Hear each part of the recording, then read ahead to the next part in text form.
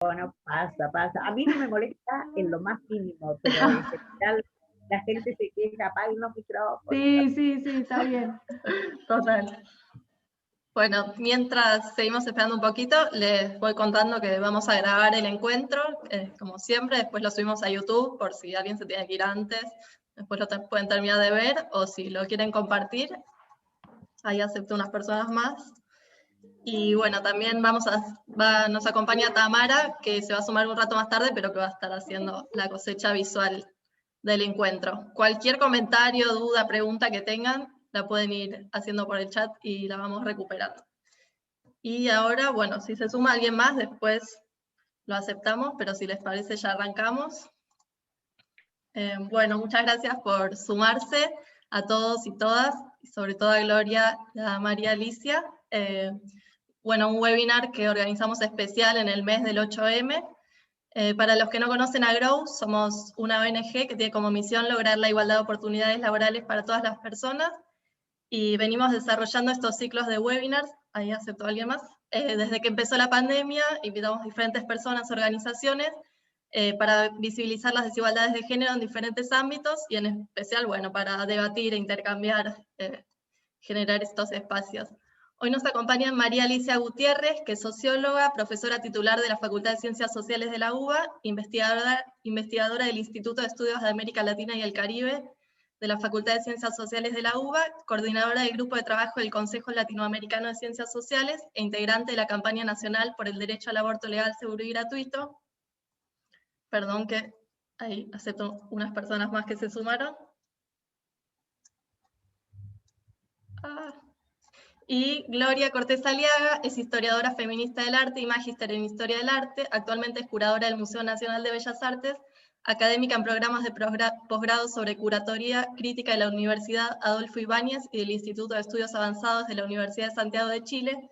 Se especializa en temas de arte chileno y latinoamericano. Es autora de Modernas, Historias de Mujeres en el Arte Chileno, entre otras publicaciones, y coordinadora de investigación del proyecto Mon Voicin en América. También fue curadora de diversas exposiciones, y en la actualidad se especializa en estudios con perspectiva de género y feminismo, configuración de la modernidad en Chile y sus alcances socioculturales en las políticas visuales. Y también, bueno, como siempre, nos acompaña Georgina Stico, que es directora y cofundadora de Grow. Geo, si querés te dejo, bueno, que presentes el webinar de hoy. Dale, perfecto. Bueno, ahí sigo, mientras tanto también seguíamos admitiendo gente. Bueno, nos parecía clave, y eso es lo que charlábamos justo antes con Gloria y María Alicia, y vuelve a ser una introducción mini, como digo, pensando en el 8 de marzo, que es como un mes donde ojalá todo el año, ¿no? Podamos tomarnos el tiempo para reflexionar sobre las desigualdades, pero en particular este mes es como que el tema está más en auge, y nos debíamos como una pregunta más como más histórica, ¿no? ¿Cuántas veces damos por sentados que los derechos que tenemos están naturalizados, son universales, existieron desde siempre, y no percibimos que hay una lucha detrás de la adquisición de cada derecho, ¿no? No solamente de las mujeres, sino también, obviamente, de otras identidades.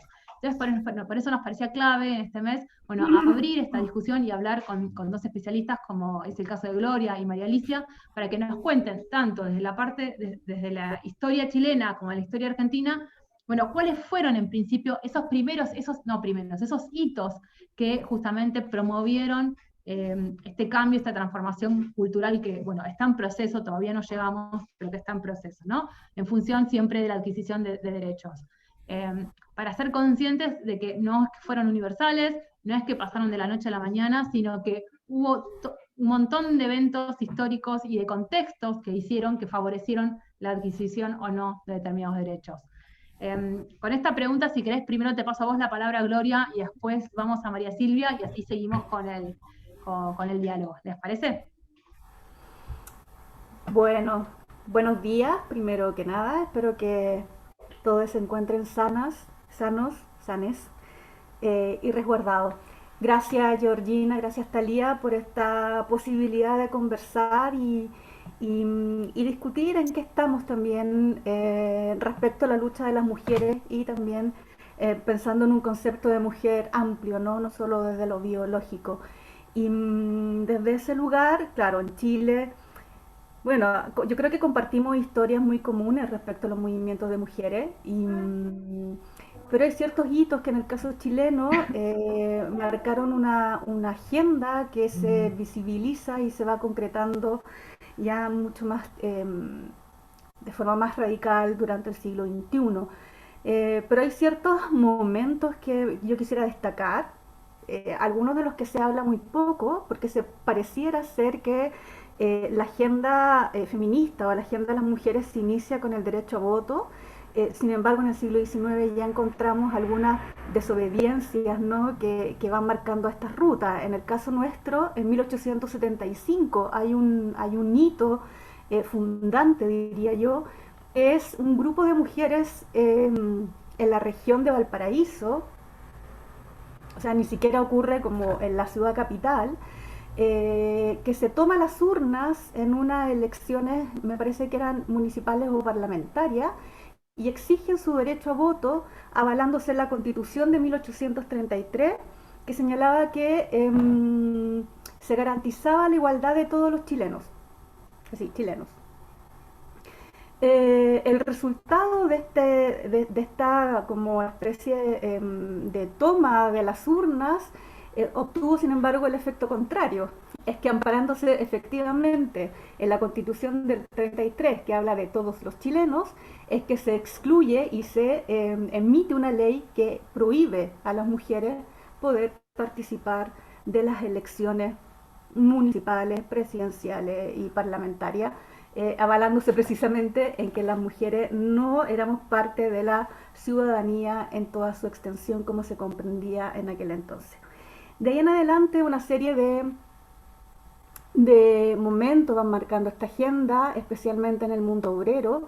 En el caso chileno tenemos una serie de luchas, de matanzas obreras que se inician a finales del siglo XIX y se extienden hasta mediados del siglo XX, y dentro de esas luchas obreras van surgiendo numerosos movimientos de mujeres, ¿no? Mujeres organizadas especialmente en el mundo del salitre y en el espacio del campesinado, en donde van apareciendo figuras emblemáticas que están además asociadas a boletines, pasquines, diarios de corte anarquista, La Palanca, por ejemplo, que es una publicación feminista, entre otras tantas, que van abriendo camino hacia la lucha por el sufragio femenino y la igualdad de condiciones laborales en ese momento, ¿no?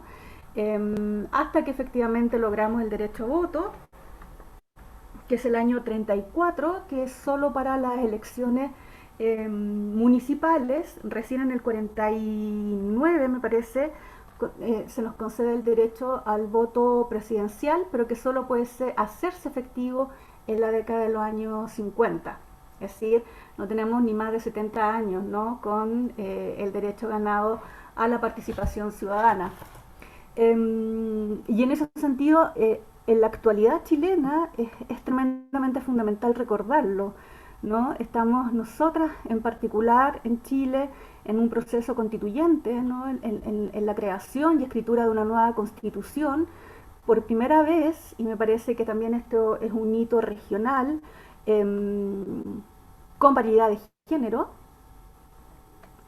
y por lo tanto que las mujeres hagamos valer, ¿no?, el derecho a la participación en las elecciones y en la inscripción, en el hecho de ir, en la acción de ir a votar. Uno de los movimientos también más importantes y más emblemáticos de la lucha de los movimientos de mujeres nace en los años 30, que es el movimiento Pro Emancipación de las Mujeres de Chile, el famoso MEMCH, que es un organismo muy particular porque es un organismo multiclasista, ¿no?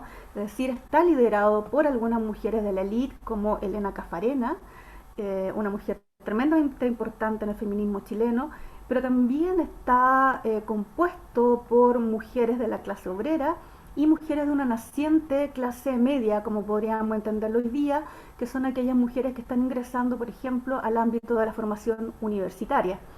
En Chile se permite el acceso a la universidad a las mujeres en el año 1877. Por lo tanto, en la década del 20 ya contamos con un grupo de mujeres de clase media que están accediendo a la formación universitaria y al ámbito del trabajo profesional y de la independencia económica. Y son estas mujeres también las que comienzan a debatir respecto al sufragio femenino. El MEMS también se caracterizó por algo tremendamente importante hoy en día, es que logran el derecho al aborto, ¿no? Ellas piden y reclaman el derecho al aborto para las mujeres trabajadoras como un asunto de salud pública. Derecho que fue extendido hasta el año 89, al culmine, ¿no? Al final de la dictadura militar de Augusto Pinochet, en que se revoca ese derecho y volvemos entonces a ser penalizado. Derecho que se retoma el año 2017 en el aborto 3 causales. Otros hitos que podríamos considerar interesantes en esta historia, ¿no? Está en el caso de las disidencias sexuales, por ejemplo, la primera operación de cambio de género, de reasignación de sexo, en 1973, un caso muy temprano, que es el de Marcia Alejandra Torres. Historia que me viene muy, muy en el ámbito personal, porque en la década de los 80 tuve una tía que murió de VIH-Sida, pero que fue también una de las primeras mujeres transexuales con operación de reasignación de género en Chile. Y la lucha contra el SIDA, ¿no? También fue uno de los grandes hitos que marcó también la pauta del movimiento de mujeres y de disidencias sexuales a través de la despenalización de la sodomía, la ley del acuerdo de unión civil, la ley de identidad de género, que es del año 2019 recién, etc. Yo creo que esos son los hitos que han ido marcando la pauta chilena. Y en términos de movilizaciones, el año 2019, en pleno tema de la revuelta social chilena, 2020, perdón, antes de que nos metieran en cuarentena, la gran marcha feminista alcanzó solo en Santiago más de 2 millones de mujeres, ¿no? Y eso fue un hito histórico que en adelante, desde el octubre del año 2019, ha presentado a las mujeres como un gran movimiento y fuerza social en el debate, por ejemplo, del neoliberalismo y la precarización de la vida que ha caracterizado a Chile desde la dictadura en adelante. Sin duda que hay un montón de otros hitos que los tengo todos anotados acá, pero es para hablar horas, ¿no? Horas. Sí. No, me parece maravilloso y creo que igual tenemos tiempo para seguir como profundizando, pero creo que da el pie para Alicia también como hacer como este paralelismo con Argentina. Y me parecía súper interesante la palabra que vos usaste, esto de la desobediencia, ¿no? Es decir, a veces buscamos el momento del voto, pero nos damos cuenta que hubo desobediencia mucho antes que eso, y también, bueno, esto que en general no lo sabemos, es parte de nuestra historia, no lo conocemos, de la prohibición explícita que existía también a las mujeres a participar, a reunirse, ¿no? A poder debatir, como decir, bueno, ¿por qué tomó tanto tiempo? Y también tiene que ver porque nosotras como mujeres no lo teníamos habilitado. Ali, te paso a vos ahora la palabra para que cuentes tu visión del lado argentino. Dale, bueno, buenos días a todos. Muchísimas gracias, Grau, por la invitación y especialmente a que están poniendo la oreja y escuchándonos en este sentido. Bueno, la pregunta es súper compleja, honestamente, y creo que a Gloria iba marcando hitos y esta sensación de que te falta todo, que decís mucho que te falta todo. Yo quería plantear que el feminismo nace internacional. Por lo tanto, me parece que es bastante difícil mirar los escenarios nacionales sin pensar en esa estrategia global o más integral.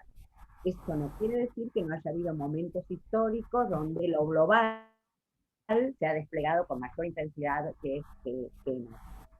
Yo diría que haciendo una cosa súper esquemática y que no es estrictamente así, podemos pensar como distintos momentos de las luchas feministas, ¿no? Las luchas por los derechos políticos, las luchas por los derechos económicos y sociales, y las luchas, podríamos decir, por los derechos de la autonomía, de la libertad de decidir, de las corporalidades, ¿no? es un esquema muy esquemático porque todas estas luchas se fueron cruzando todo el tiempo. En el caso argentino, por supuesto que en el siglo XIX y antes, estoy pensando en la conquista, la colonización, cantidades de figuras relevantes en esa lucha de la conformación del famoso Estado Nacional.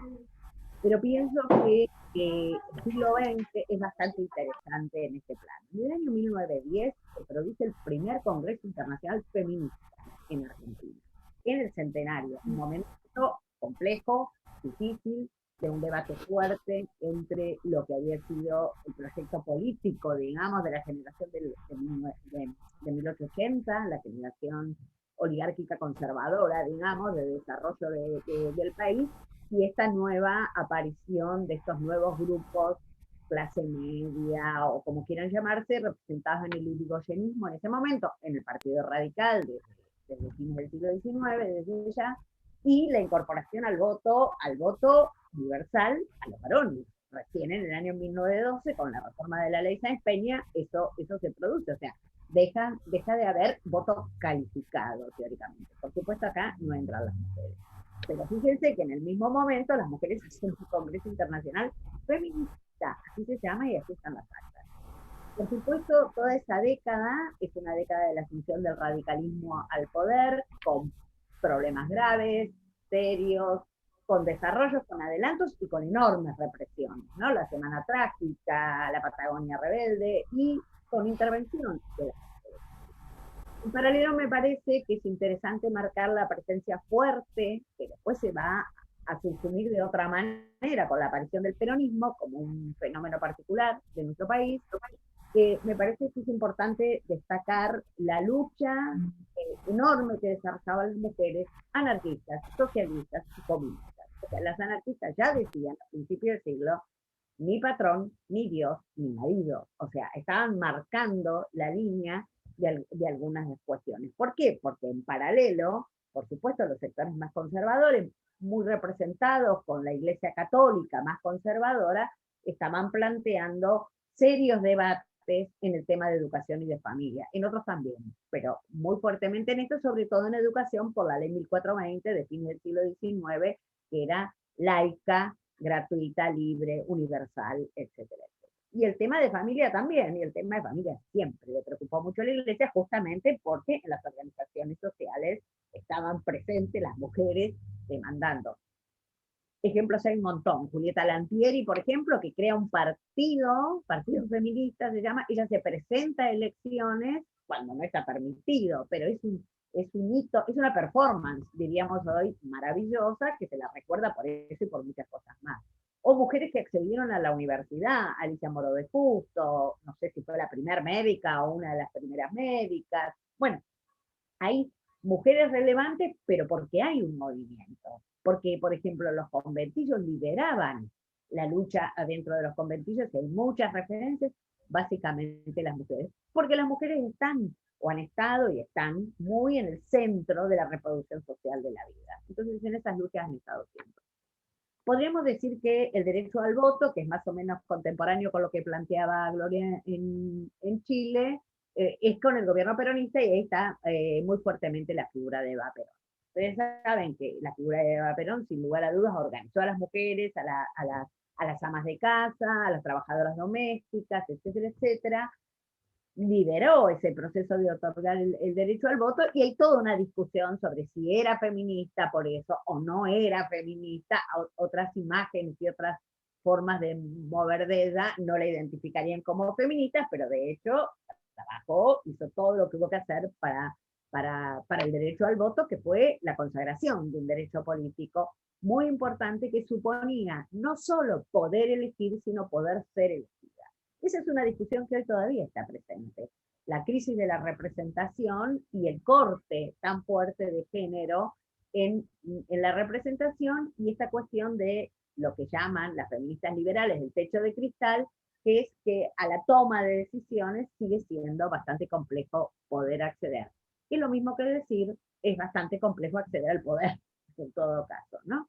Me parece que otro momento clave es la década del 60, el impacto de las luchas europeas, Francia, nosotros siempre tuvimos mucha relación con Europa, digamos, por considerarnos el país de América Latina de clase media, y Buenos Aires una ciudad tan cosmopolita y tan europea.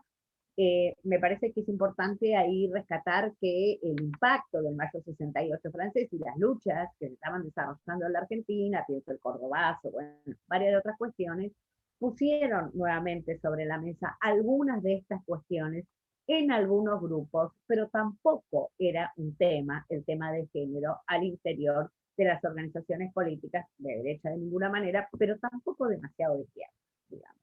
Eso no quiere decir que no había mujeres que no estaban sumamente interesadas por esto, incluso mujeres que venían de décadas anteriores, que uno no podría, que esto, la ficción política no importaba demasiado, y estoy pensando en Victoria Campo, que era una persona que desarrollaba, se llamaba feminista y desarrollada en el campo de la cultura, incluso fue alguna de las que traían libros en la década del 40, del 50, por sus viajes, que acá entraron muy tempranamente sobre la teoría feminista. Porque una cosa que me interesa decir es que el feminismo se caracteriza por ser una praxis y una reflexión teórica que afecta totalmente la subjetividad de las personas. O sea, el feminismo es esa conjunción, y por eso esa capacidad, a veces complicada o no, de reformularse y repensarse siempre. Un hito que me parece clave en la Argentina es la lucha por los derechos humanos. A partir de, antes de la transición, ¿no? A partir del golpe militar en el 76, pero con la transición, sin lugar a dudas, el lugar de las madres y las abuelas de Plaza de Mayo fue un lugar absolutamente clave en términos de la participación de las mujeres. Hay mucho escrito, y es muy interesante pensar cómo lo que ahí se produce es la politización de la maternidad. La politización de la maternidad la pone, aunque no era la intención, hemos charlado largamente con Nora Cortiñas y demás, no era la intención de ninguna manera de las madres en ese momento, hoy es otra cosa, no era la intención en ningún momento de politizar ni cuestionar la maternidad ni las formas de la maternidad. Ellas buscaban eso era clave, pero esa praxis política la fue llevando incluso a las propias madres hacia otros lugares. Y creo que para el movimiento de mujeres, la Argentina tiene una particularidad, que es un movimiento federal, no eran las que se nominaban feministas. Quizás ahí había como unas diferencias que hoy me parece que están mucho más conjugadas en esta idea del lugar de los feminismos. Década del 90 me parece que es una década clave por las luchas que desarrollan las mujeres en los sectores más vulnerables. La lucha por la copa de leche, por el territorio, por cantidad de demandas que hicieron, digamos, del inicio de la construcción de un movimiento feminista, que hoy podríamos decir los movimientos feministas populares, los movimientos feministas comunitarios, o el nombre que le quieran poner. Esto fue acompasado con los encuentros nacionales de mujeres. Este sí es un hito muy original. Debo decirlo, y no me interesan para nada los chauvinismos, pero 38 años consecuentes de encuentros de mujeres, federales, autónomos, sin recursos recibidos de ningún lugar, sino que organizado, promovido y financiado por las propias mujeres en todo el país y de todo el país y de todos los sectores sociales, es un hito bastante importante a rescatar, porque además fue la instancia pedagógica por excelencia de enseñanza de estos debates teóricos que se daban hacia adentro y de una praxis de organización política. Los 90 además tienen otros hitos, se crea la multisectorial de la mujer, de distintos partidos políticos, se logra, antes, en los 60, la patria potestad compartida, la ley de cuotas, por reforma constitucional del año 1994, de participación, básicamente era en el legislativo, después se fue ampliando esa misma ley. Y me parece que sí, la intervención, y ahí sí, con las compañeras de América Latina muy fuerte, en lo que se va a empezar a desplegar como los feminismos globales. Las conferencias internacionales de Naciones Unidas, en el 94 la de Población y Desarrollo, como la de la mujer en Beijing en el 95, más la de Derechos Humanos en Viena, más después la de Medio Ambiente, bueno, varias de esa década, pero van a poner en el eje, o en el centro, me parece, la dimensión de derecho humano básico, del acceso a la salud integral, del acceso a los derechos sexuales y reproductivos, del acceso a la libertad de decidir y del acceso a pensar desde la dimensión de la autonomía a la corporalidad. En paralelo, me parece que lo que es interesante, que por lo menos en Argentina se va mostrando... Ali, te doy un minuto más y después paso a Gloria, ¿eh? Sí, Igual después vuelvo a vos. sí, se va desarrollando una forma organizativa muy importante de los grupos LGTBI, queer y más. Lo de queer va a ser fines de los 90, principios de los 2000, que es toda una gran discusión teórica donde se pone en cuestión digamos, el concepto de género, ahí estalla, por decirlo de alguna manera, el concepto de género y también el concepto de mujer. Y entonces podemos pasar a hablar de feminismos y no de feminismo, de transfeminismos y no solo de feminismos y solo de mujeres biológicamente asignadas. Hitos del siglo XXI y de eso. Ni una menos, me parece que es clave, donde ponen en el centro la violencia. Y ahí también los modos de comunicación permiten la transnacionalización y la globalización. Los debates del aborto, me parece que los debates del aborto en la Argentina, poniendo en las vigías, por lo menos en 2018, que se podía más que en el 2020 por la pandemia, 2 millones de personas en la calle, a nivel federal. Esto pasó no solo en Buenos Aires, en todos los lugares del país, y los paros internacionales de mujeres desde el año 2017 hasta ahora, me parece que son hitos muy claves, y me quedan afuera todos los hitos de LGTBI queer, matrimonio igualitario, ley de identidad de género, la ley de educación sexual integral, etc. Igual volvemos a vos, ¿eh? Así que vas a poder retomar esto del siglo XXI. Pero me parece clave lo que dijiste, y creo que eso le da el pie a Gloria, cómo hiciste hincapié en las particularidades de Argentina, ¿no? En las particularidades en relación a su relación con Europa y mirar afuera, esta traída de estas ideas, bueno, los procesos políticos que pasaron en el país y cómo eso afectó, bueno, el tema de la politización, como decís vos, del cuidado, de la maternidad, ¿no? Con las madres de Plaza de Mayo. Entonces, para darle también al pie a Gloria, decir, bueno, ¿cuáles son esas particularidades que ella ve en Chile, que fueron diferentes, o que hicieron que el movimiento tomara determinadas cuestiones? Porque es muy interesante esas cercanías que hay ciertos años que son muy parecidos en uno y otro país, ¿no? Como el ingreso a la mujer en la universidad en el 77 o en el 75, el voto universal para la mujer, es decir, parece que en algunas cuestiones estamos sincronizados y en otras no. Entonces, bueno, ¿qué es lo que hace que se acelere un proceso o no se acelere el proceso? Y Ali, después te lo dejo para después, porque me pareció súper interesante cómo empezaste hablando vos de que el movimiento feminista empezó siendo internacional y sigue siendo internacional, ¿no? Y también a veces lo vemos de una cuestión más propia. Bueno, con eso, Gloria, paso a vos y después volvemos a Alicia. Sí, bueno, el análisis de María Alicia, fenomenal, me da un poco de vergüenza, un poco lo que no haber extendido mucho más mi análisis inicial. Sí quisiera decir y añadir que a mí me parece tremendamente importante también debatir y hacer reflexiones respecto a la lucha de clases que hay y también dentro de los propios movimientos de mujeres, ¿no? Porque inicialmente la discusión sobre la posibilidad o no de la igualdad de derechos es una discusión liderada básicamente por mujeres de la élite, ¿no? A quienes se les da esta visibilidad pública y que tienen cierto resguardo político también para poder enunciarlo. Eran las mujeres también de los diputados en algunos casos que podían llevar esta discusión al Parlamento. Y me parece que esa es todavía un problema a autorreflexionar al interior de los movimientos de mujeres y del feminismo contemporáneo, ¿no? Para qué decir también que no solo es de clase, que también es racializado, ¿no? O sea, la lucha de las mujeres racializadas en el caso chileno, por ejemplo, las mujeres indígenas o afrodescendientes casi no existe a nivel historiográfico, se ha levantado muy poca información al respecto, o a nivel de voz pública en los periodos iniciales al menos. Hoy día sí están apareciendo con mayor fuerza las Yayala. Respecto a estas particularidades, creo que van en esa misma línea, ¿no?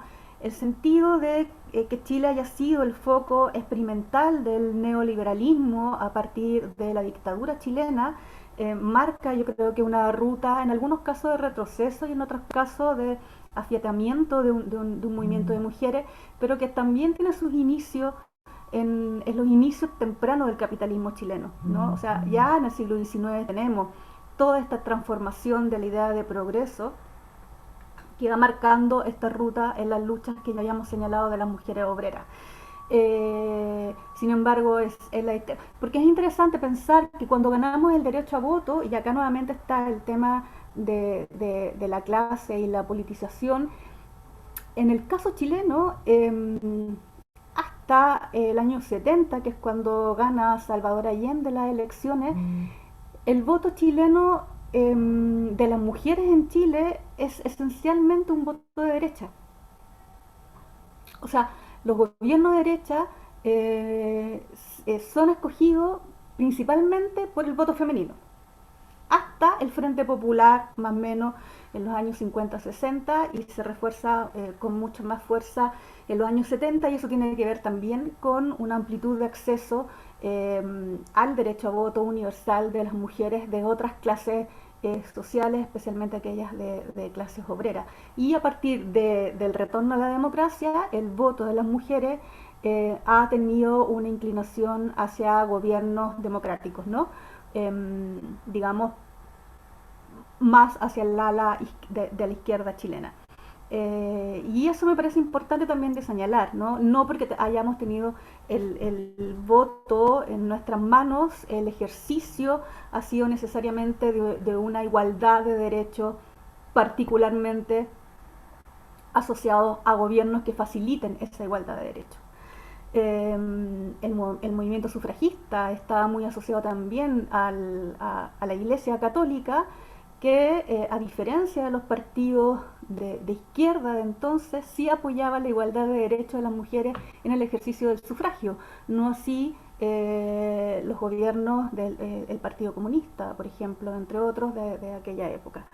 Pero sin embargo, me parece tremendamente relevante destacar la lucha de las mujeres durante la dictadura. Me parece que es uno de los movimientos, al igual que en Argentina, sociales que marca esta ruta por la defensa de los derechos humanos. Hay hitos importantísimos que hoy día están resurgiendo como las ollas comunes. Las ollas comunes que tenían que ver con paliar la crisis de la subsistencia han sido fuertemente retomadas a partir del estallido social, como se ha denominado en Chile, ¿no? Los comedores comunitarios han resurgido a partir de la crisis económica y social que surge en el 2019 y con mucho mayor fuerza durante la pandemia. Es decir, hay sectores que solo sobreviven a partir de la aparición o reaparición o reactivación de estas ollas comunes que generalmente fueron lideradas y siguen siendo lideradas por mujeres de dirigencias sociales periféricas, ¿no? Hay casos emblemáticos en Chile como en La Pintana, las ollas comunes de La Legua, en otras regiones de Chile, que yo debo contarles como también llevar como a una historia personal, como les contaba esto de mi tía Andrea, transexual, y yo nací en una población en dictadura, ¿no? Población se llama a localidades periféricas o comunas periféricas dentro del Gran Santiago. Y a mí me tocó comer en ollas comunes porque había mucha precarización, había mucha pobreza, ¿no? Durante la dictadura, a lo largo de los 17 años de dictadura. Por lo tanto, solo a través de la subsistencia de las mujeres unificadas se podía lograr que las niñas y que las infancias y los niños pudieran acceder a mejores condiciones alimentarias, educativas, en fin.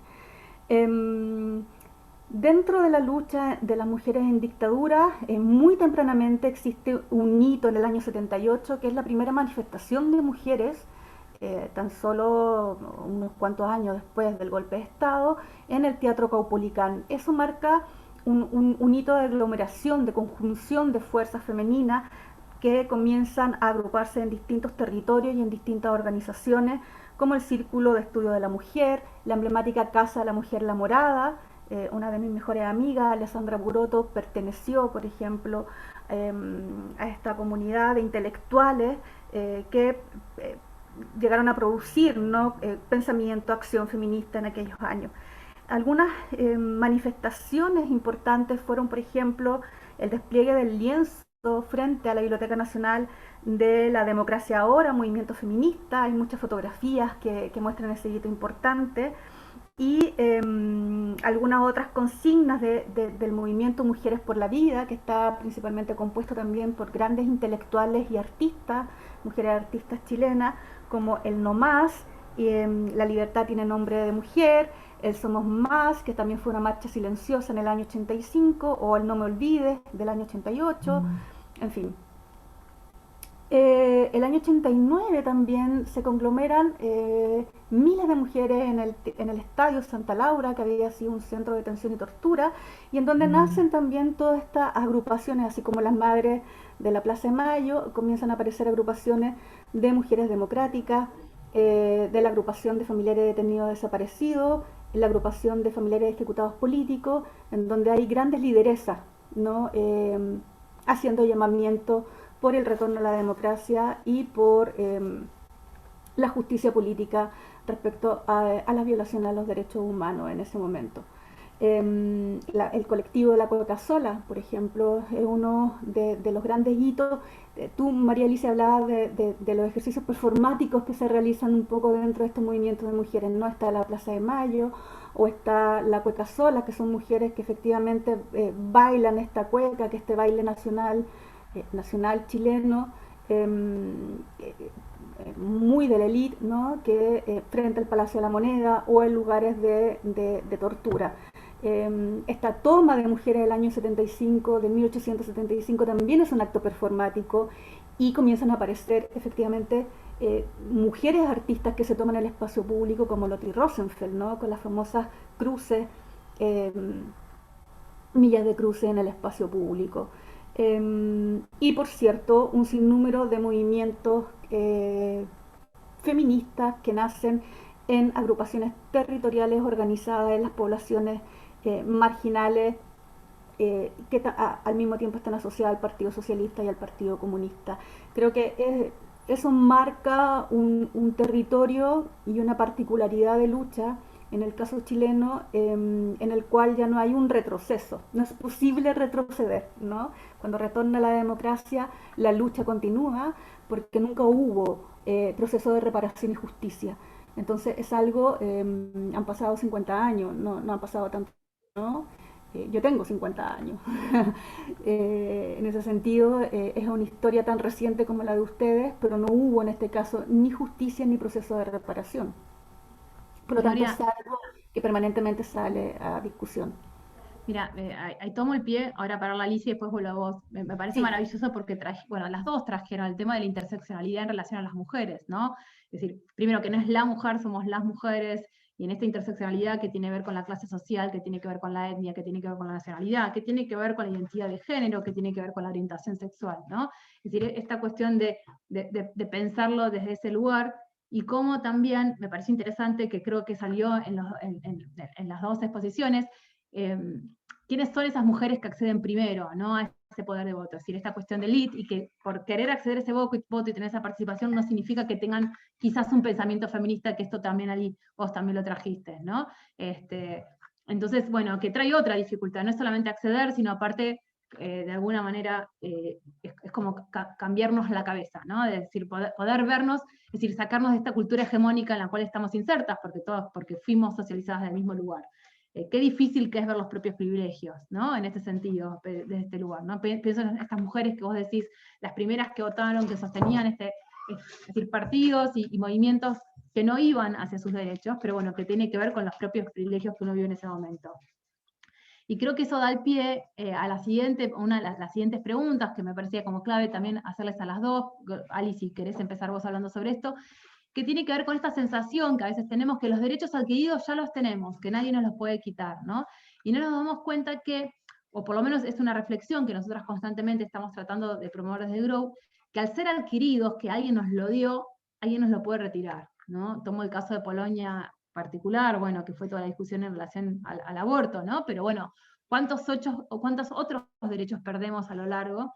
Y bueno, quería saber su opinión al respecto de esto y dónde ven que hoy están las discusiones, ¿no? De sostener y cuidar el derecho, los nuevos derechos que tenemos. Ali, te paso primero la palabra a vos. Sin ir más lejos, Chile perdió el derecho al aborto y ahora retomó por causales. Eso no es el derecho al aborto libre, ni mucho menos. A mí me interesaba retomar alguna cosa antes de tu pregunta de lo que estaba planteando todavía, que tiene que ver con la interseccionalidad. La interseccionalidad, que es una hermosa frase, no necesariamente se traduce en una práctica política siempre. Me parece que en el caso argentino la presencia de los encuentros nacionales de mujeres fue muy clave para ese debate.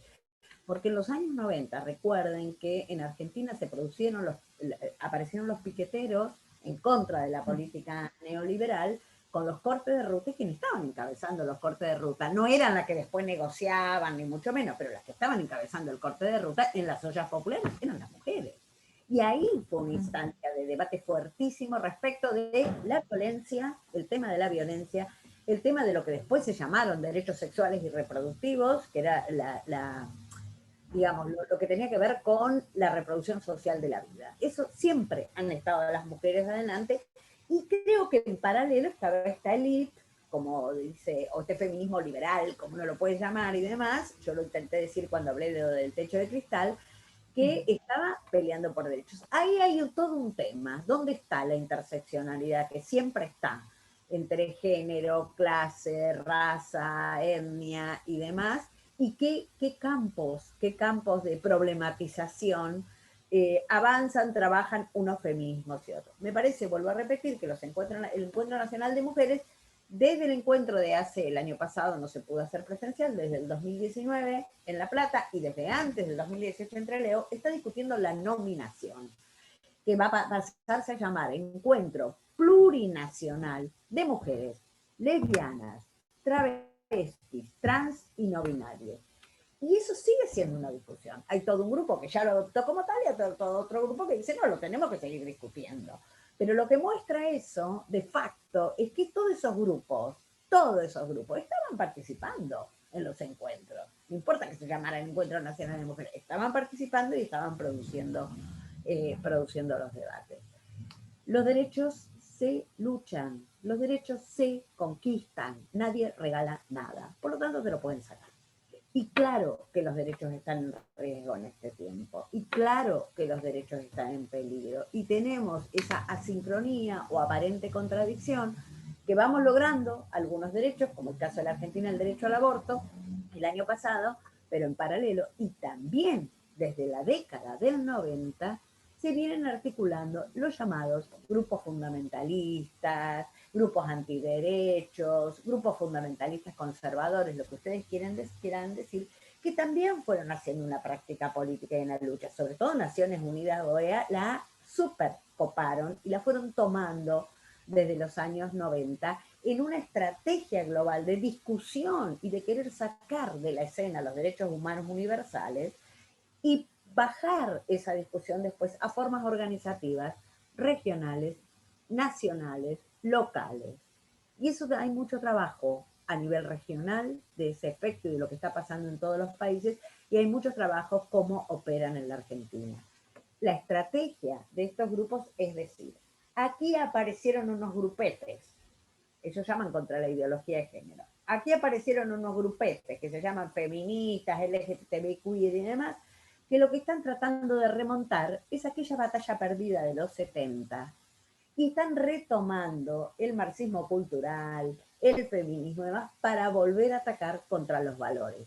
¿Contra qué valores? Los valores naturales. Ahí hay toda una discusión, ¿no? ¿Y cuál es el orden de la naturaleza? Y el orden que viene de cierto orden divino. Pero como además esos grupos hacen política, lo que lograron y que están logrando y de una manera muy fuerte en este momento es que de aquellas fundamentaciones muy contundentes de la Iglesia Católica se sumaron las estrategias políticas de los grupos pentecostales y neopentecostales, y se sumó el laicado conservador. Entonces el proyecto ahora no es solo contra la ideología de género, que están contra el aborto, contra el matrimonio igualitario, contra en la discusión del concepto de familia o de la idea de lo que es una familia. Hace 4 días en una reunión en Naciones Unidas se volvió a discutir que no existiera la nominación familias, sino familia. Cuando decimos familia, estamos hablando del cis heteropatriarcado monogámico, clarísimamente, donde deja fuera una realidad contundente que todos vivimos todo el tiempo, que hay otras formas de organización de la familia. Esos grupos que se lograron articular van por un proyecto civilizatorio, van por un proyecto de más largo alcance, cuyo eje es la discusión desde el propio discurso de los derechos humanos, la discusión de resignificar qué se entiende por derechos humanos. De hecho, no se entiende lo que estamos entendiendo hasta ahora para ellos. Y la otra cuestión es en relación a la gobernanza y a la democracia. Son grupos profundamente antidemocráticos, pero con una estrategia muy interesante de utilizar la democracia, de participar en la democracia para deteriorar la democracia desde adentro. Creo que el caso brasilero en la región es un caso paradigmático de esta situación. Entonces sí, los derechos están en riesgo y están en riesgo permanente. Por eso hay que sostenerlos, hay que defenderlos, no hay que darlos por ya está. Y además tenés un derecho, pero después tenés el problema de la implementación. Y en la implementación está toda la problemática que pueda aparecer alrededor de la implementación, desde el conjunto de la sociedad y de los actores intervinientes, y está también la problemática del Estado. Bueno, tengo una ley, pero después no me preocupo más, ni por hacer la regulación, ni poner presupuesto, ni absolutamente nada. Entonces, los derechos hay que estar, los derechos, y yo amplificaría mucho este concepto de derecho, porque creo que los feminismos tenemos que pensar, y no trajimos acá, pero creo que hay que traer el tema de la pandemia, que estamos frente a una crisis global de sistema, muy profundo, donde la pandemia fue una expresión de algo que ya estaba. Cuando la gente dice, la pandemia trajo la desigualdad, mentira. La crisis económica, la desigualdad, eso ya existía. Y es más, la pandemia es la expresión muy fuerte, hay muchos estudios sobre eso, puede haber hipótesis que no, de la crisis global, de la crisis global y del enorme problema con el medio ambiente y lo que ha pasado en el deterioro del medio ambiente. Entonces me parece que los feminismos estamos en hora de pensar en articulaciones políticas intersectoriales y de distintas formas de plantearse la lucha política y los campos temáticos de articular, porque están todos los derechos en riesgo, no solo los que tienen que ver con el género. Está perfecto, así, Ali, esto que traes, y bueno, obviamente, nada, nosotros también, justamente una de las cosas que hablamos es la exacerbación de la desigualdad, sobre un mundo desigual, bueno, qué efecto tuvo la pandemia y las decisiones que se tomaron en relación a la pandemia, más allá de la pandemia en sí. Me parece clave esto que traía justamente en relación a, bueno, esta ampliación en la mirada de los derechos, y bueno, Gloria, quería dejarte también la palabra a vos para ver también tu punto de vista en relación a este tema. Y también si quieren, ya para ir como ir cerrando, pero bueno, te paso primero a vos la palabra, Gloria, y cerramos vos con Alicia. ¿Dónde está el debate hoy? ¿No? Bueno, vos, Ali, un poco lo dijiste ahora, es decir, el debate hoy también está en relación a la pandemia, está en relación al el cuidado, ¿no? Yo tengo el temor de que no nos olvidemos de acá un par de meses el estrés que pasamos el año pasado y cómo se estresó el sistema y cómo nos estresaron a las mujeres por el peso del cuidado, ¿no? Quería decir algo, porque las dos lo dijeron muchas veces, esto de lo personal es político, ¿no? Y vos cuando, Gloria, vas a tus historias personales, me parece que eso es clave, ¿no? Es decir, a ver, no estamos hablando de cosas que le pasan a otros, estamos hablando de cosas que nos pasan a nosotras y nos pasan a nuestro entorno. Así que, Gloria, te cedo ahora la palabra a vos. Sí, bueno, de acuerdo con todo lo que dice María Alicia, yo quisiera sumar cifras, estoy de acuerdo. Yo establecí tres derechos que están hoy día en riesgo. Uno en el caso de la pandemia, que son muchísimos, la ley del aborto y la violencia sexual policial en el caso chileno. Respecto a la pandemia, algunas instituciones como ONU Mujeres o la Fundación Sol han declarado que Chile ha retrocedido al menos 20 años en términos de derechos de las mujeres. Y les quiero tirar algunas cifras. Ha habido un aumento de un 250% de los delitos de feminicidio frustrado. 250. Las denuncias sobre violencia de género infantil aumentó un 70% durante el confinamiento. Que hay que decirlo, nosotros estamos entrando nuevamente en cuarentena. La productividad en el caso de las investigaciones, por ejemplo, para las mujeres disminuyó un 50% debido a la ya triple funcionalidad que debíamos cumplir las mujeres o que debemos cumplir las mujeres en términos de cuidado y labores de la casa, mientras el de los varones aumentó un 50%. Y en ese caso también se identificó que, por ejemplo, eran los hombres los que ocupaban espacios más adecuados para el teletrabajo, mientras las mujeres teníamos que compartir espacios, por ejemplo, o en la cocina o en el comedor, por lo tanto estábamos más dispuestas a hacernos cargo de más cosas al mismo tiempo, como dando vueltas, como Georgina, que te tocó, veíamos hoy día. En fin, como el espacio en silencio es para los varones, mientras el otro espacio es para las mujeres. En Ergo también aumentó en casi un 14% de horas el trabajo dedicado a los cuidados en el caso de las mujeres. Y hay un fenómeno en Chile que se denominó los llamados hombres cero, que bien interesante, porque se identificó que el 38% de los hombres dedicó 0 horas semanales a realizar tareas domésticas como cocinar, hacer aseo, lavar ropa, entre otras cosas. El 71% dedicó 0 horas al acompañamiento de sus hijos e hijas en tareas escolares. Un 57% de ellos dedicó 0 horas al cuidado de niñas y niñas, mientras las mujeres dedicaban promedio 14 horas semanales más que los hombres al cuidado de niñas menores de 14 años.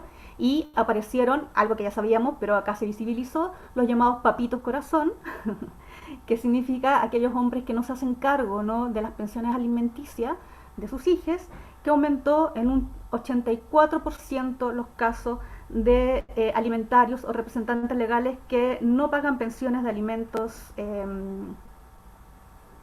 a sus hijas, finalmente a sus hijas.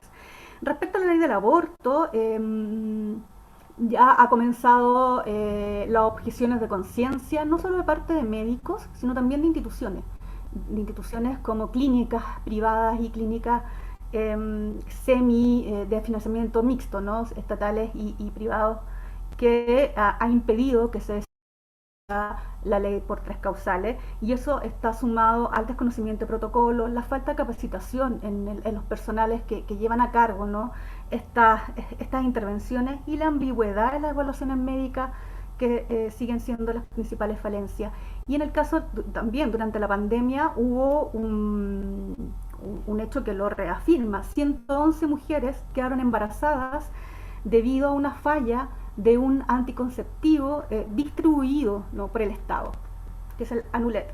El sistema de salud chileno no les ha informado de las alternativas que tienen las mujeres embarazadas por esta falla de este medicamento, e incluso se les ha negado la interrupción del embarazo. Hoy día esto está en tribunales de justicia. Y respecto a la violencia sexual policial, desde la revuelta social, ha habido también algo que ya suponíamos que existía desde la dictadura, pero que se ha reafirmado en los tribunales de justicia, que por cierto hoy día declararon que no habían recursos para continuar con el seguimiento de las violaciones de los derechos humanos, por lo tanto muchas de las causas se cerraban sin resultado probable. Y se informó, la Fiscalía Nacional informó, esto lo quiero leer también porque son cifras importantes, que desde el 18 de octubre hasta diciembre del año pasado, las víctimas de violaciones de derechos humanos respecto a delito sexual ascendieron a 274 personas. 21 víctimas acusaron discriminación por pertenecer a diversidades sexuales, 192 habrían sufrido desnudamiento, principalmente mujeres, 67 enfrentaron hechos constitutivos de violación o abuso sexual, y hubo 15 amenazas de cometer delitos sexuales en su contra, ¿no? Y aquí ha aparecido una red de abogadas de la Universidad de Chile, abogadas feministas, ABOFEM, junto a las vocalías de género al interior de instituciones del Estado y de universitarias, principalmente, de universidades, principalmente, que han permitido, ¿no?, que algunos de estos hechos sean denunciados públicamente. Y respecto a los feminicidios, solo señalar que también ha aumentado desde la pandemia. En lo que va del año, durante el 2021, 11 mujeres han sido asesinadas por asesinato feminicida. Ha habido hasta la fecha un suicidio feminicida y un asesinato por violencia feminicida con víctimas colaterales, que en este caso son infantes. Y hay 95 casos de seguimiento, incluidas mujeres trans y crímenes de odio contra mujeres lesbianas, de muerte de mujeres con sospecha de feminicidio. Es decir, tenemos, ya, las cifras hablan por sí solas de cuán en peligro están estos derechos que hemos ido ganando a lo largo de los años. Como muy bien decía María Alicia, los derechos se ganan y se luchan, y creo que ahí la respuesta entrecruzada, como diría una activista de los años 30, es la única forma y esperanza de poder seguir logrando y ganando y defendiendo estos derechos. Te súper agradezco, Gloria, estos datos. Nos preguntan si después nos puedes compartir las fuentes, es decir, si nos puedes pasar los links. Nosotros, cuando compartimos después toda la información a toda la gente que se anotó, les pasamos, si tenés la información, Sí, se las pasamos a todas. son muchas notas de prensa. Yo no sé si tengo todos los links, pero si buscan en ONU Mujeres, Fundación Sol y la Red Chilena contra la Violencia de Género, van a ir encontrando esta estadística en distintos lugares. Nosotros, Manon, lo vamos a buscar y les vamos a compartir la información, ¿eh? Y bueno, María Elisa, te dejo a vos, es decir, bueno, llevamos ahí juntos, pero te doy 5 minutos para que vos hagas el cierre también. Nada, con lo que quieras.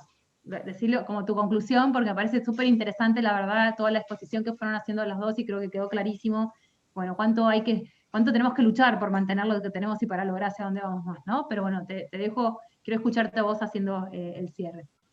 Bueno, en principio retomaría toda esta última presentación de Gloria, que me parece importantísima, en términos, no las tengo yo aquí, para poder darlas a Argentina, pero en términos de los datos, que me parece que son contundentes del efecto de la pandemia, o el famoso quédate en casa, produjo, obviamente, en las mujeres y en los grupos LGTBQI y más. Quería agregar que en Argentina, a partir de un juicio, se incorporó legalmente el nombre de transvesticidio, que me parece que es absolutamente una justicia respecto de, y no dejarlo en femicidio, porque no lo es, porque tiene que ver con otras cuestiones. Yo creo, y en términos de información, me parece que es súper importante entrar a ONU Mujeres, pero disculpen, yo soy socióloga y en general tengo una mirada como más estructural, si se quiere. Yo creo que la información, el último informe de la CEPAL, más allá de que uno esté de acuerdo o no con la CEPAL acerca de lo que pasa en América Latina, es aterrador. Si tomamos todas las dimensiones, que no fue lo que estuvimos hablando aquí, pero sí muchas de las que estuvimos hablando aquí. Entonces, me parece que la idea de pensar la lucha política de defensa no es solo defensa de derechos. Los derechos es una discusión, una demanda, un planteo al Estado, ¿no es cierto? No es una revolución. Conseguir un derecho es dialogar con el Estado y lograr que cierto aparato del Estado otorgue algo que nos corresponde totalmente y de lo cual el propio Estado se tiene que hacer cargo. Yo creo que el feminismo pelea por algo más que políticas de derechos, sin negar la importancia. Y en ese sentido, me parece que tenemos que estar a la altura de la dimensión de la crisis, y estar a la altura de la dimensión de la crisis significa pensar a los propios feminismos y a la lucha política en esa interseccionalidad e integralidad de las luchas. No se me ocurre pensar cómo podemos disociar las demandas específicas de los feminismos y del género de las luchas por el medio ambiente. Y las luchas por el medio ambiente o el deterioro descomunal de la lucha del medio ambiente tienen un efecto sobre ciertos grupos de género mucho más potentes, de género, de raza, de etnia, mucho más potentes que sobre otros grupos. Los desplazamientos en la región, las migraciones, ¿quiénes son? las que migran. En algunos casos familias, en su mayoría son mujeres. Migren en la propia región o migren hacia Europa, por ejemplo, para después mandar las remesas, que aparte son un ingreso muy fuerte en los países. Entonces, me parece que tenemos que empezar a pensar desde los feminismos esta integralidad de los modos del decir, y por supuesto el arte ahí tiene un lugar muy importante, de los modos del hacer, de los modos de pensar, donde podamos tener en la cabeza que si no logramos articular alianzas, si no logramos unirnos, estamos en una instancia de enorme, enorme, enorme peligro.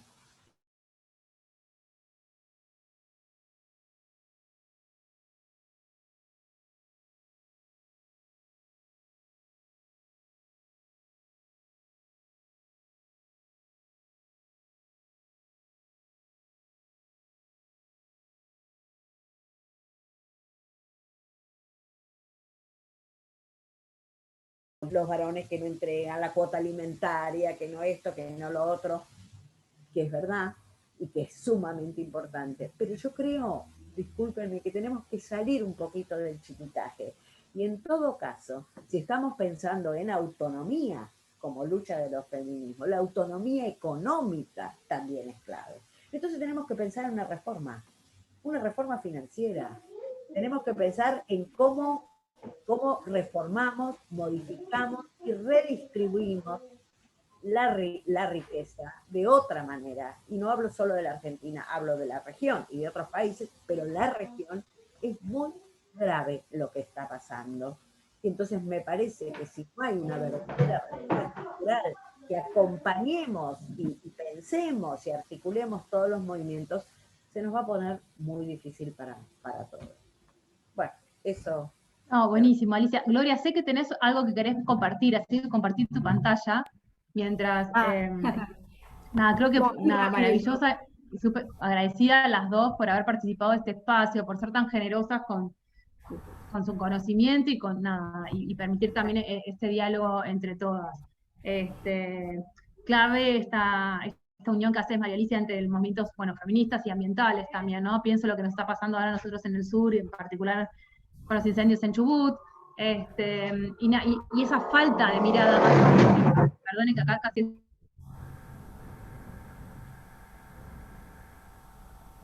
Pero justamente como planteaba Gloria, me corrí en el medio del espacio porque tenía que buscar un espacio con menos ruido y nada, me tocó la cocina, así que son los ruidos de la cocina. Mostrá, Gloria, lo que querías Sí, no sé si parece que no se ve. Vemos tu pantalla, pero no se ve, es como que está abierta. Creo que compartiste mal la pantalla en tanto que se ve solamente Tenés de las tesis, qué hermoso. Estuvieron acá la ¿no? Como yo soy historiadora del arte, solo quería mostrar mi expertise.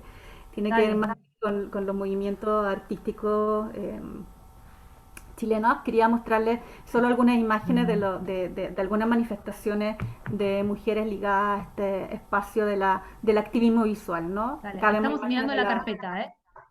Ah, es que ya estoy compartiendo la imagen, ¿no aparece? No, porque creo que estás compartiendo solamente la carpeta, entonces vemos el nombre de todos los archivos, Cueca, equipo audiovisual, pero no vemos la imagen. Yo ya había abierto, lo voy a cerrar entonces. Deja de compartir la pantalla y volver a compartir, pero compartir toda tu pantalla, y ahí lo vamos a poder ver. A ver ahí.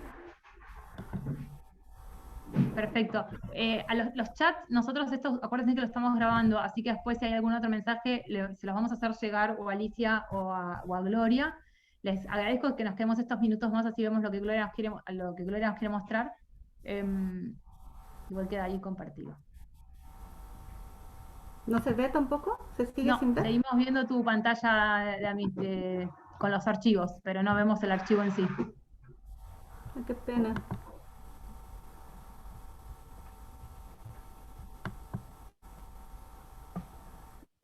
Ay, no sé qué hacer. Bueno, si no, lo que sabes que podemos hacer... Yo estoy viendo las fotos. Pero si no, lo que podemos hacer, ¿sabes qué? Gloria, ¿nos puedes compartir? Si querés compartirnos alguna, después nosotros se los pasamos, los compartimos. Claro, el problema es que son algunas imágenes con derecho, entonces no puedo Ah, no, como listo, listo. Entonces, espérate, vamos a hacer una prueba entregarlas más. para perfil. Fíjate cuando estás compartiendo, para mí el problema es que cuando estás compartiendo no estás compartiendo toda la pantalla, o se está abriendo la imagen en otra pantalla.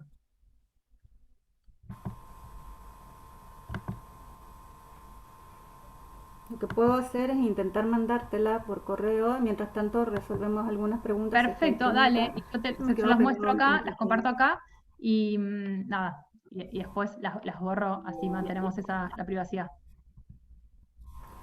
Hacemos eso. Mientras tanto podemos conversar. Se me quedó Sí, no, pegado el perfecto. Bueno, computador. hubo ahí como mucho, me parece súper interesante también esto que vos traías de lo performático, en relación a, si pienso cuando te escuchaba a las marchas, ¿no? Y las marchas de mujeres, o las marchas en general, en relación a lo que pasa en los encuentros, o los que, en cada momento, y lo performático, por lo menos en Argentina, y que en Chile me imagino que debe ser lo mismo de esas marchas, ¿no? De esa diversidad. Es decir, uno transita esas diversidades, ve todas estas, ve los grupos, ve las formas de expresión. Este, nada, es como, es una clase estar ahí y encontrarlo, ¿no? Que va en Sí, contra bueno, justamente este ser mujer como una única forma. yo quería mostrarles algunas imágenes de algunas históricas, ¿no? Están los casos emblemáticos de Laura Rodic, que es una mujer de los años 30, que es la creadora hoy día, que se retoma del ícono del pañuelo verde feminista chileno, la Cueca Sola, hija de perra, que es una activista sexual, la primera drag queen en Chile, Paez Razuri, Loti Rosenfeld, las bordadoras de la Vicaría, la Yeguada Latinoamericana, que es un colectivo liderado por Cheryl Linet, bueno, las tesis, en fin. Voy a ver si puedo mandártelas, si no, ¿Vale? bueno, las puedan buscar que justo el computador se volvió un poco... Dale, yo igual estoy ahí mirando. Aprovecho entonces, Ali, si vos también tenés ganas de nombrar como a otras, porque al final esa pregunta no la hicimos, fueron ustedes nombrando a otras mujeres a lo largo de sus charlas, pero si querés nombrar a alguien más que te parece como, nada, que marcó, como que fue una figura emblemática en este trayecto que hicimos, o en esta lectura más histórica sobre los movimientos feministas, nada, aprovechá este espacio que tenemos. Bueno, yo tengo problemas para nombrar individualidades. No es que no existan.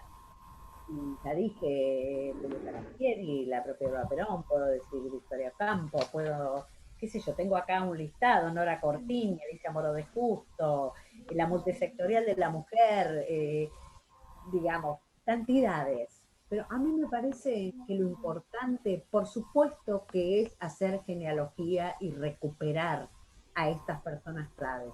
Pero a mí me parece que lo importante es pensar los feminismos desde las formas de organización, reflexión y crítica colectiva.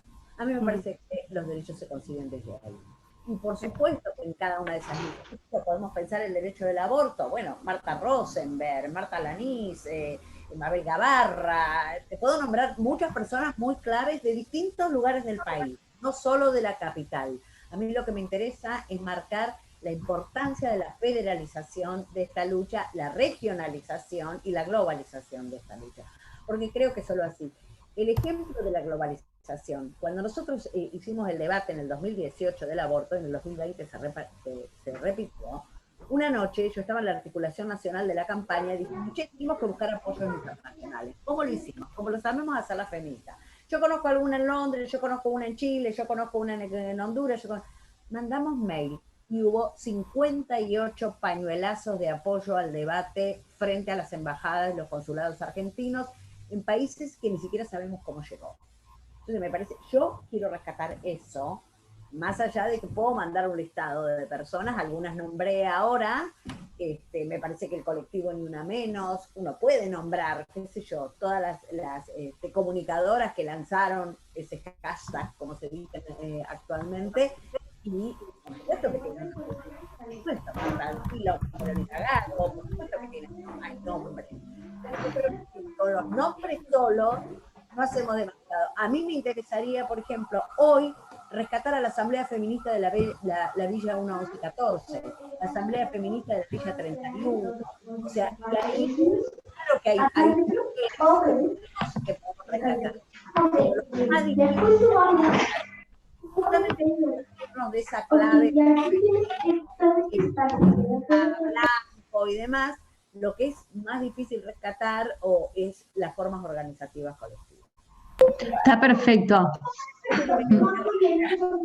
No, me parece maravilloso lo que traes, porque es decir, nos parece, o por lo menos a nosotras, por un lado, nos parece importante reconocer a otras que estuvieron también en el pasado y que fueron esto, pero siempre desde el lugar colectivo, es decir, como es decir, porque si no nos quedamos siempre en, a ver, ¿qué privilegios tuvo para llegar a ser esa representación? ¿No? ¿Dónde está lo colectivo? Porque si no colectivo no hay cambio. Entiendo que vos podés estar viendo las imágenes ahora, ¿querés compartir vos tu pantalla? Así ahí las vemos. Ya las comparto. Vamos cierre. Pero buenísimo esta reflexión también bueno, que las dos la trajeron, ¿no? Como desde lo colectivo. Sí, bueno, ahí las pueden ver. ahí está Hija de Perra, sí. Ahí está Hija de Perra, que esta artista de la performance de los años 90-2000, que murió muy joven, que es una de las primeras drag queen en Chile, desde la disidencia fuerte y radical. Sí, lo que decía Alicia, yo también quisiera sumar a nombre, estoy totalmente de acuerdo, yo había puesto lo mismo, ¿no? Como no quiero dar nombre en específico, pero sí quisiera nombrar a dos, a la Machi Francisca Linconao, que es una de las primeras como grandes referentes feministas que aparecen en el espacio contemporáneo desde el mundo del Gualmapu.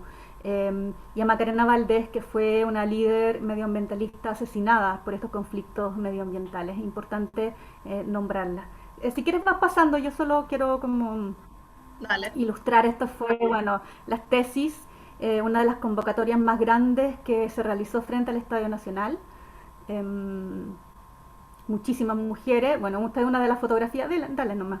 Esta es una de las fotografías de los movimientos de mujeres en dictadura. Esto frente a esto que yo les contaba en el frontis de la Biblioteca Nacional, el colectivo de mujeres de la Cueca Sola, todas ellas con familias de detenidos desaparecidos y de violencia política.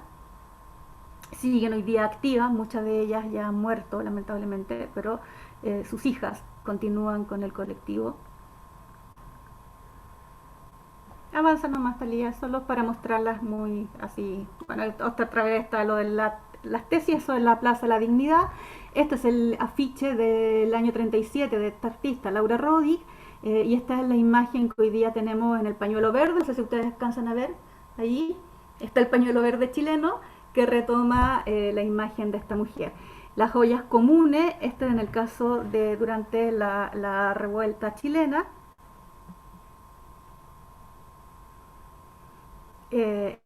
La dignidad también con las jóvenes de la primera línea y las huellas comunes históricas en dictadura.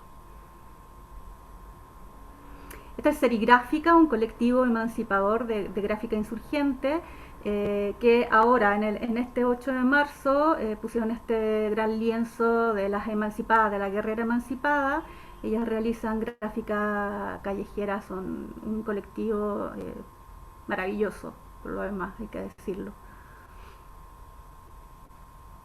La Yeguada Latinoamericana de Cheryl Lynette es una artista que desde un par de años atrás comenzó a realizar esta performance callejera, no usando el concepto de la yegua como un cuerpo en posesión, un cuerpo violado, conquistado, pero también acá en Chile se le dice la yegua a la mujer disidente, a la mujer encabronada, ¿no? A la que se sale de los límites, y han realizado diversas performances en la calle con las colas, ¿no? de las yeguas marchando, y más adelante vamos a ver algunas fotos que son más decidoras respecto a su participación.